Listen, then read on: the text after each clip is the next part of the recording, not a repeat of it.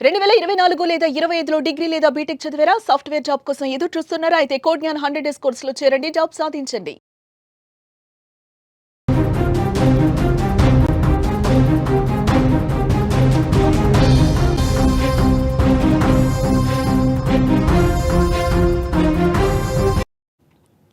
Breaking news చూస్తున్నాం. నేపాల్లో మరో దారుణం చోటు చేసుకుంది. మాజీ ప్రధాని భార్య సజీవ దహనమయ్యారు. నేపాల్లో నిరసన జ్వాలలు ఇంకా కొనసాగుతూనే ఉన్నాయి.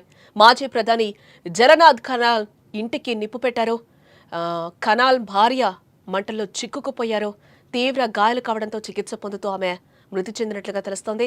సోషల్ మీడియాపై బ్యాన్ ఎత్తివేసినా కూడా అక్కడ యువత ఇప్పటి వరకు కూడా శాంతించట్లేదు.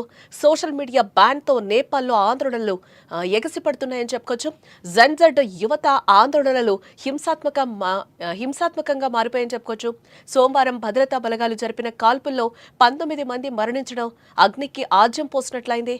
ఆందోళనకారులు ప్రధాని కేపీ శర్మ ఓలీ నివాసంతో పాటు అధ్యక్ష సుప్రీంకోర్టు పార్లమెంటు భవనాలపై దాడి చేసి నిప్పంటించినట్లుగా కూడా తెలుస్తోంది.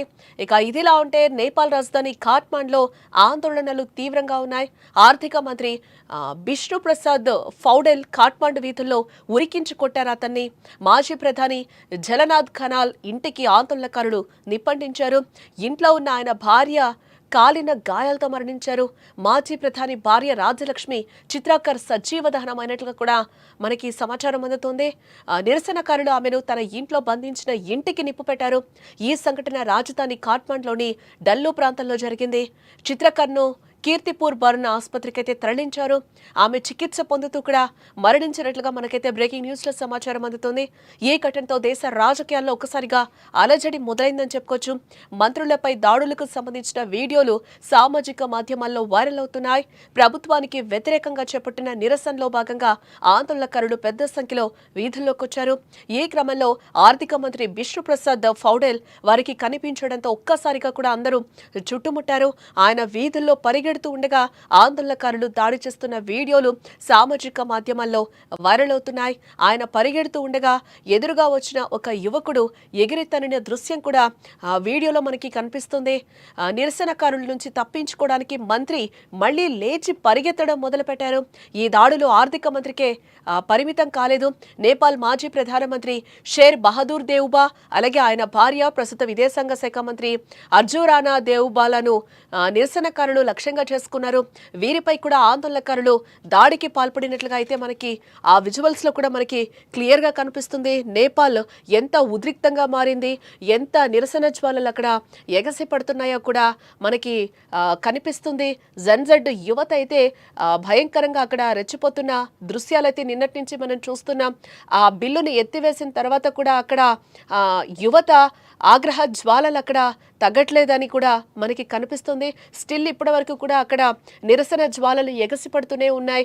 యూత్ మొత్తం కూడా బయటకు వచ్చి వారి నిరసన తెలుపుతున్నారు. ఇదే నేపథ్యంలో చాలా మంది ప్రజాప్రతినిధుల ఇళ్లకు కూడా నిప్పు పెట్టడం, వాళ్ళని రోడ్లపైన పరిగెత్తించి కొట్టడం కూడా చాలా దారుణంగా అక్కడ యువత ప్రవర్తిస్తుందని కూడా మనకి మరొకసారి ఈ విజువల్ చూస్తే అర్థమవుతుంది. ప్రస్తుతం సోషల్ మీడియాలో మొత్తం కూడా వైరల్ అవుతుందని చెప్పొచ్చు. ఇప్పుడు నేపాల్లో ఇష్యూ అయితే ట్రెండింగ్లో ఉందని కూడా మనం చెప్పొచ్చు.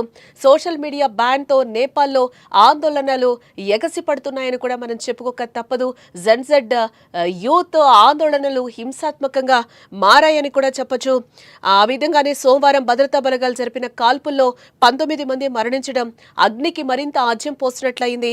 ఆందోళనకారులు ప్రధాని కేపీ శర్మ ఓలీ నివాసంతో పాటు అధ్యక్ష సుప్రీంకోర్టు పార్లమెంటు భవనాలపై కూడా దాడి చేసి నిప్పంటించడం జరిగింది.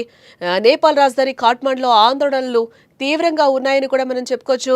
ఆర్థిక మంత్రి బిష్ణు ప్రసాద్ ఫౌడెల్ ఖాట్మాండు వీధుల్లో అతన్ని ఉరికించి కూడా అక్కడ కొట్టినట్లుగా మనకి తెలుస్తోంది. అలాగే మాజీ ప్రధాని జల్నాథ్ ఖనాల్ ఇంటికి కూడా ఆందోళనకారులు నిప్పంటించారు. ఇంట్లో ఉన్న ఆయన భార్య కాలిన గాయాలతో ఒక్కసారిగా మరణించినట్లుగా కూడా తెలుస్తోంది. మాజీ ప్రధాని భార్య రాజలక్ష్మి చిత్రాకర్ సజీవ దహనమైనట్లుగా కూడా తెలుస్తోంది.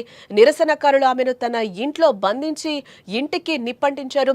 ఈ సంఘటన పర్యటన రాజధాని కాఠ్మండ్లోని డల్లు ప్రాంతంలో జరిగినట్లుగా కూడా మనకి తెలుస్తోంది. చిత్రకర్ను కీర్తిపూర్ బర్న్ ఆసుపత్రికి అయితే తరలించారు. బట్ ఆమె చికిత్స పొందుతూ కూడా మరణించారు. ఈ ఘటనతో దేశ రాజకీయాల్లో ఒక్కసారిగా కూడా పూర్తిగా అలజడి మొదలైందని కూడా చెప్పుకోవచ్చు. మంత్రులపై దాడులకు సంబంధించిన వీడియోలు కూడా ప్రస్తుతం సామాజిక మాధ్యమాల్లో వైరల్ అవుతున్నాయి. ప్రభుత్వానికి వ్యతిరేకంగా చేపట్టిన నిరసనలో భాగంగా కూడా ఆందోళనకారులు పెద్ద సంఖ్యలో వీధుల్లోకి వచ్చి కూడా ఏ విధంగా ఆందోళన చేస్తున్నారో కూడా మనకి సుమన్ టీవీ స్క్రీన్ మీద విజువల్స్ చూస్తే మనకి అర్థమవుతుంది. నిన్నటి నుంచి కూడా మనం గత 2 రోజుల నుంచి కూడా చూస్తున్నాం. నేపాల్లో ఏ విధంగా ఉద్రిక్త పరిస్థితులు కొనసాగుతున్నాయో కూడా మనకి కనిపిస్తుంది. జన్జెడ్ యూత్ ను కూడా అక్కడ కంట్రోల్ చేయాలి అంటే కూడా ఎవరి తరం కావట్లేదు అనేది అయితే మనకి పూర్తిగా అర్థమవుతోంది. ఏదైతే బిల్ పాస్ చేశారో ఆ బిల్లుని ఎత్తివేసినా కూడా ఈ రోజు పార్లమెంట్ ఆవరణలో కూడా ఎలాంటి ఇష్యూస్ జరిగాయో కూడా మనం చూస్తున్నాం. ప్రజెంట్ నేపాల్ ట్రెండింగ్ లో కొనసాగుతుందని కూడా మనం చెప్పుకోవచ్చు. ఈ క్రమంలోనే ఆర్థిక మంత్రి బిష్ణు ప్రసాద్ ఫౌడెల్ వారికి కనిపించడంతో ఒక్కసారిగా కూడా అక్కడ అందరూ చుట్టుముట్టడం జరిగింది. ఆయన వీధుల్లో పరిగెడుతూ ఉండగా కూడా ఆందోళనకారులు దాడి చేస్తున్న వీడియోలు ప్రస్తుతం సామాజిక మాధ్యమాల్లో వైరల్ అవుతున్నాయని కూడా మనం చెప్పుకోవచ్చు.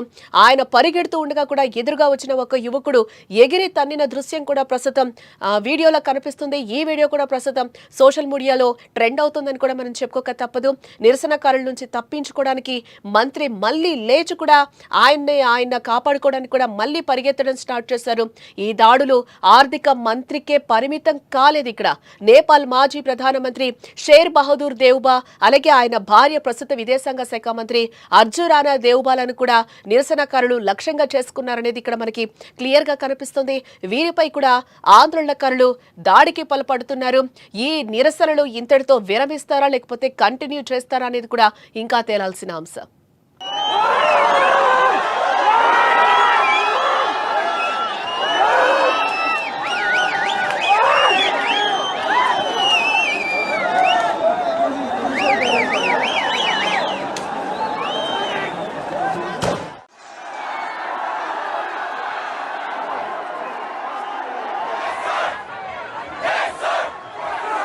సుమన్ టీవీలో మీ పర్సనల్ అండ్ బిజినెస్ ప్రమోషన్స్ కోసం కింది నెంబర్కి కాంటాక్ట్ చేయండి.